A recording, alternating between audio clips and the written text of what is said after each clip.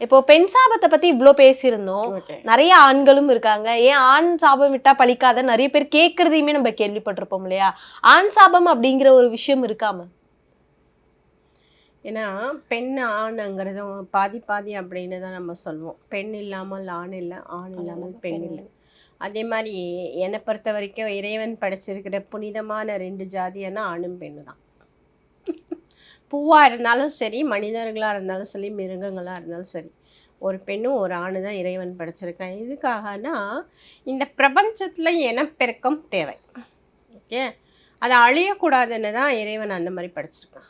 அப்போது பெண்ணுக்கு எவ்வளோ ஆழ்மை தன்மை இருக்கோ அந்த அளவுக்கு ஆணுக்கும் இருக்கு.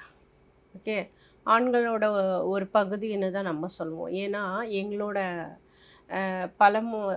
ஒரு வித்தியாசமான முறையில் என்ன சொல்லுவாங்கன்னா, ஆண்களோட பக்க எலும்பு இருக்கு இல்லையா, அதை எடுத்து தான் இறைவன் பெண்ணை உருவாக்கியிருக்காங்க. சரியா? அப்போது பெண்களுக்கு முழுமையாக எலும்புகள் இருக்கும், ஆண்களுக்கு ஒரு பக்க எலும்பு குறைவாக இருக்குமா.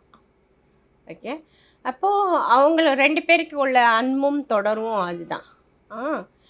நம்ம ஆண்களுக்கு எந்த அளவுக்கு நம்ம ரெஸ்பெக்ட் கொடுக்கணும்னா, அவங்களுக்கும் சில நிறைய பொறுப்புகள் இருக்குது.